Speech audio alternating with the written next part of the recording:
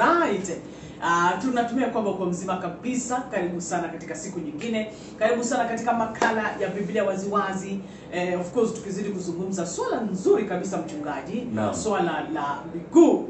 Na tulianza vizuri kabisa. Leo mchungaji yuko hapa. Mchungaji karibu sana. Asante sana. Boniface Makana ndilo jina lake. Amen. Na mimi naitwa Mama Taifa Eva Mwalili na tuko sawa sawa kabisa. Amen. Tumekuwa tukiongea kuhusiana na miguu. Mchungaji umetupeleka vizuri kabisa. Na ukumbuke mchungaji alituambia, alitufunza hivi ya kwamba wale guest speakers ambao wanalikwa pale kanisani, wewe usiwakimbilie, usahau baba wako akiroho.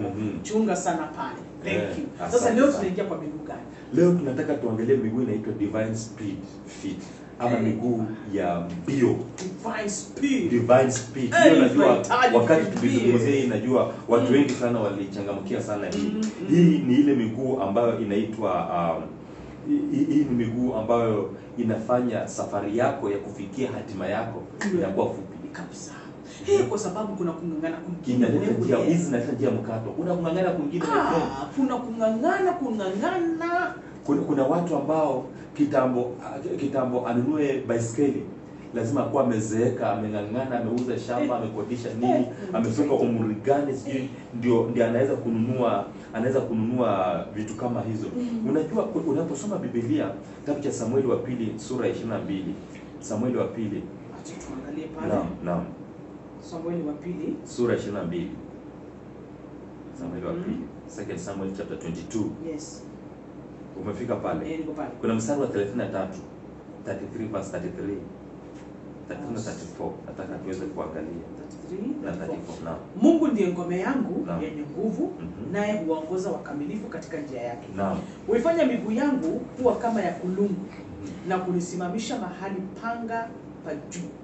Hufanya miguu yangu kupata nguvu ya kukimbia kama I think ostrich. Yes. Ostrich. Mungu hufanya miguu yangu kama kulungu. Yaani inamaanisha kwamba kuna miguu ambayo ni ya divine speed. Ikiingia maisha, yaani kuna watu ukikutana na yeye lile ombi umekuwa ukienda kufungia linafunguka. Yaani kuna mambo fulani umekuwa ukikimbia kwenda katononi kufunga.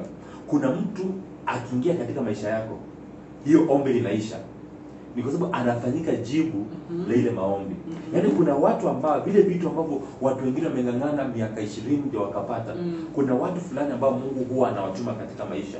Akiingia hivi, wewe hiyo safari umemalizana naye. Hii inaitwa divine speed feet. Yaani hii ni miguu nyingine ambapo labda kwa sababu ya mtazamaji wetu anaweza kujisomea pia kitabu cha Habakuk sura yake ni ya 3 mstari wa 17 na 19 ataweza kujisomea kivyake. Inamaanisha kwamba kuna watu ambao wamemaliza miaka mingi kabla hawajatimiza kitu fulani. Ndio. Lakini kuna mtu ambaye kwa muda mfupi sana amefikisha. Kuna wafalme katika Biblia ambao walikuwa wafalme, wanafanyika wafalme baada ya kufikisha umri fulani wa uzee. Na kuna wengine katika umri wa ujana wanafikisha. Kuna wachungaji ambao jamaa anaitwa na kitamba afanyike kuwa na kanisa. Ndio. Amefika miaka karibu 50 ndio akona kanisa la 50. Mwingine hata amesoma chuo cha Biblia lakini hali imekuwa ngumu kuestablish huduma. Na kuna wengine wanapata ni kijana mdogo tu wa miaka 20 ashaanzisha huduma tayari inaendelea. Kuna ile inaitwa divine speed. Kuna watu kwa familia unapata kitambo mtu uone gari kwa hiyo familia. Watu wanakuanga yani wamengangana. Yaani mngangano ambao si wa kawaida. Wangangane mpaka tena apitie mimi siamini mambo ya kukaa kwamba kitu ambacho unacho kizuri kimetokana na loan. Kuna mwingine asipopata loan haiwezi kuwa na TV kwa nyumba. Anangangana. Kuna mwingine yani ni wale watu ambao ukiona kuna nguo tofauti yenye ulimwona nayo jana, yenye mtu mwingine amevaa akampatia. Amevaa akamaliza akampatia. Yaani wewe unaachiwanga tu zile watu wametumia ndio wanakuachia. Yaani miguu ya kungangana, miguu ya kudelay, yaani safari yako imekuwa tu. Lakini Mungu akitaka kukubariki anakubali, anaruhusu watu fulani. Huyu mtu akiingia kwa maisha yako mpaka huyu mtu ameingia Illuminati ama nini. Ni kwa sababu kuna vile ambavyo umeingia hatua zingine ni kama sasa watazamaji wetu ambao wanatazama leo na tunaomba wale ambao wanatazama leo. Baada ya hapa unapata kwamba kutakuwa na divine speed. Kuna vitu ambavyo wametafuta kwa miaka. Atashangaa baada ya kusikiza mambo haya na kwamba imefanyikaje haraka sana na hata haelewi. Na unapata ameaccomplish mambo mengi within a short time. Amen. Kwa sababu gani? Mungu anatuma mtu katika maisha yako. Amen. Mungu anatuma mtu katika maisha yako, na huyo mtu ambaye anakuja katika maisha yako anakuja kufanya safari yako kuwa rahisi. Hawa wanaitwa destiny helpers. Anakuja, anabeba mzigo wako, anakusaidia kwenda nao. Amen. Hebu angalia huyu mwanamke kwa jina Hana. Hana alikuwa akingangana kila siku anataka mtoto. Kila siku anataka mtoto. Kila siku anataka mtoto. Siku moja alipoenda hekaluni, akakutana na mtu wa Mungu ambaye anaitwa Elikana. Yes. Anaitwa Eli. Eli alimwambia kitu kimoja, mwakani wakati kama huu utakuwa na mtoto. Kwa hiyo mwingine ambaye nampenda sana anaitwa Zakaria. Zakaria alikuwa akifanya kazi kanisani kwa nyumba ya Mungu kwa uaminifu kwa muda mrefu. Na mpaka alikuwa amesahau mambo kama ni haja. Unajua kuna watu ambao wamesahau kama nahitaji mtoto ama nahitaji nini nahitaji. Na hakuwa hata anashughulika nazo. Akiwa tu katika hali yake ya utumishi, akaona malaika amesimama katika upande wake wa kulia. Na maanisha hivi, wakati wa destiny helpers wanafika, mwanadamu akikataa kujitokezea, Mungu anatuma malaika.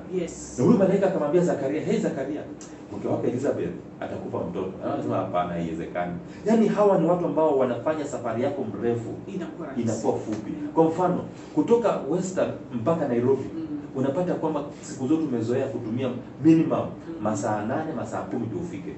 Lakini siku hii Mungu akitokezea, unaingia tu pale Kisumu, Moi International Flight. Alafu unaingia kabari fulani hivi. Alafu ile safari unachukua masaa 10. Unapata kama nyumbani labda walikuwa naweka lunch. Kidogo tu umefika, unaambia nimefika. Unashangaa vipi? Ni kwa sababu safari imefanywa fupi. Kuna mtu ambaye anafanya safari yake inakuwa fupi. Na leo naomba msikilizaji wetu akutane pamoja na huyo mtu katika jina la Yesu Kristo. Hii miguu ikiingia kwa maisha yako, safari yako itakuwa nyepesi. Na unajua inafanya nini? Hao watu hujitolea badala ya wewe kubeba na kugaramika kukimbia kwenda kushughulika. Wao wanafanya kwa niaba yao. Una miguu ingine nataka kuongea juu yake ya 4 kabla mbio sasa. Maana nataka tuhakikisha kwamba tutabakisha miguu michache katika sehemu yetu ya 4 tuweza kuingia kwa hiyo. Hii inaitwa miguu ya ndoa, marital feet. Nataka uangalie kitabu cha Ruth sura ya 3. Kitabu cha Ruth. Naam, marital feet. Kitabu cha Ruth. Ruth sura ya 3. Sura ya 3 umefika pale? Okay, sura ya 3 ndio. Mstari mdogo wa 3 hadi 9 pale. Biblia inasema nini? Basi wewe oga, ujipake mafuta, ujivike mavazi yako, kisha uende kwenye uga, walakini usijionyeshe kwake mtu yule, ila atakapokwisha kula na kunywa. Nayo itakuwa wakati atakapolala, utapaangalia mahali alalapo, nawe uingie, ufungue miguu yake, ujilaze hapo. Ujilale hapo kwa miguu. Na yeye atakwambia utakalofanya. Sasa sikia hapa, kuna siri hapa. Kwa kawaida mtu akitaka mtu kuoa au mtu ampende, wewe unataka kuangalia kwa uso, uone sura yake kama inaingia chemistry, inaingia, uone urefu, ufupi, unene. Unajua of course urefu na ufupi tunajua hiyo Mungu hupeana, lakini unene na wembamba bidii yako inakupa. Sasa baada ya haya yote ndio unaona mtu anaanza kuamua. Lakini hapa Naomi alikuwa na siri. Aliambia Ruth, oga, jipake, jirembeshe vizuri. Ukisha jirembesha, enda katika nyumba ile mahali Boaz alikuwa. Na unapofika kwa Boaz, usitake akujue akuone. Ngojea akule ashibe. Then fanya nini? Enda ufungue miguu yake, ulale hapo kwa miguu. Ni kwa nini kwa miguu? Ni kwa sababu unapolala kwa miguu, Boaz akiamka tu na kuone umelala kwa miguu, hatajua wewe ni mtu wa aina gani na unataka nini. Wewe uko tayari kwa ndoa. Kwa hiyo inamaanisha hivi. Kuna ndoa ambayo inafunguliwa katika maisha. Kuna mtu ambaye anaingia katika maisha yako kama mtu wa kuoana naye, wa kukuoa ama kuoa. Aina ya mtu ambaye unaoa ndio itategemea kama utafanikiwa katika maisha yako ama utaishi maisha kung'ang'ana. Kuna watu wakiingia katika maisha yako ya ndoa, dada yangu, unajua katika gereza inasema vizuri, huwa anasema vizuri sana. Kuna watu wakiingia katika maisha yako, some become prayer points. Kila wakati utaishi kuombea. Na kuna wengine wataingia kwa maisha yako, they become your prayer partner. Wow. So are you having a prayer partner in your life or a prayer point? Kali sana hiyo. Hii ni kali sana. Sasa kuna mtu akiingia katika maisha yako anakuwa prayer partner, wewe kila siku mnashikana mikono kushukuru Mungu. Na kuna mwingine akiingia kwa kila siku umeenda katoloni kuomba. Yaani hii ni ndoa ambayo siku zote, yani ni miguu mibaya iliingia katika maisha yako. Hii ni miguu ambayo hatukutarajia iingie lakini ikaingia. Na hii miguu sasa ilipoingia katika ndoa yako inasababisha maisha yako inakuwa ni maisha ya mng'ang'ano. Maisha kila siku ukiona mke wako akitokezea ama mume wako akitokezea, unaanza kuomba kimoyo Bwana Yesu, Bwana Yesu, unaanza kuomba tu. Ndio kwa sababu you regret being there. Yaani mpaka unaona laiti ningelijua, unasema njia ingeniambia. Na of course siku njia itaongea. Utatoroka maana utaona ni maajabu gani haya. Na unajua mchungaji, tuseme tu kweli, ndoa nyingi Naam. unapata miguu mibaya iko. Miguu mibaya ndio iliingia. Hata kuna miguu mibaya iliingia hapo ikacha mpaka imeua mama, imeua watoto. Ndio hiyo. Ndio unapata mtu anajifanya kwamba amekupenda, na ndipo huwa naambia watu always trust, test before you trust. Pima kabla hujadhamini. Yes. Before udhamini mtu, mjue vizuri, mjue vyema kwanza. Jua maisha yake. Jua ile maisha yake ya kando. Unajua kuna watu wanasema kwamba love is blind. But if love is blind, marriage will open your eyes. Sasa kuna watu ambao wanajibu because wamependa. Ukimwambia kitu, mtoto wangu ngoje, daddy mimi naona huyu ndugu amenipenda, tunaona chemistry inaingia, hata like zake ni kama like zangu. Unajua mimi napenda watch Arsenal, pia napenda Arsenal. Sasa mimi napenda Rezo, pia napenda Rezo. Unajua mimi napenda nyama choma, pia napenda nyama choma. Kwa hivyo unaona kama like ziko. Not everything ambayo inakaa kama zinafanana means that's the right person. Let me tell you. Miguu mibaya ikiingia katika ndoa yako, katika maisha yako yote, let me tell you, the person you marry will be the gateway for your future success or your future failure. Kuna mtoto wangu ambaye nampenda kwa hapa, ambaye anasikiza kile unaongea. Nilimwambia mtoto wangu, because umekuwa na mimi na ukafanya the right decision, you will not undergo what other people are going through. Mpaka alikuwa ananiuliza, pastor, nilikuwa naambiwa kwamba mwaka wa kwanza sijui itakuwa namna gani. Mimi hizo vitu sivyo. Nikamwambia, why are you expecting them to happen? It will be awkward for them to happen because unakaa chini ya mtu ambaye anakuonyesha the right means. Na unapata kwamba katika hii maisha kuna watu ambao by the way katika ndoa zao kila siku ni kama paradise. Ukiingia pale wanacheka tu, wamefurahi throughout. Mpaka watoto, kuna mtoto wangu siku nyingine aliniuliza, daddy, mbona kwa kina nani kila siku anapigananga? Because anaona ni awkward, ni kitu ambacho hajaiona kwake. Because tuko na miguu ambayo ni ya baraka.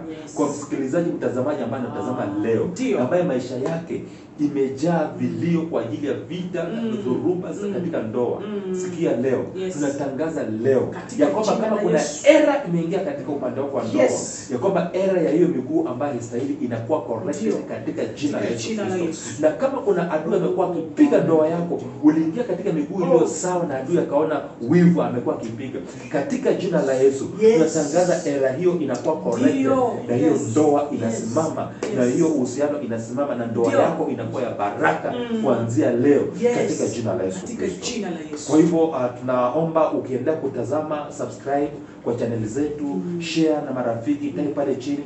Na pia katika sehemu inayokuja mwisho tutakuwa tunaombea kuhusu aina hii yote ya miguu katika sehemu yetu ya 4. Looking forward, hebu weka hiyo kakengele ili tukiweka tu hivi wewe wa kwanza kujua, ili tuweze kujua tutafanya namna gani. Na Mungu atakubariki sana. Mazungumzo ya leo. Naam. Amen. Ai mchungaji. Yes. Sisi tumepokea. Na natumai wewe pia unapoendelea kutazama umepokea baraka yako katika jina la Yesu Kristo aliye hai. Sasa usitaki kukosa funzo lijalo, kwa sababu mchungaji atakuwa anamalizia aina ya miguu. Ninajua itakuwa inakubariki kabisa. Endelea kushare, tunataka wingi kabisa uweze kubarikiwa na somo hili, na Mungu atutende mema kabisa. Thank you so much.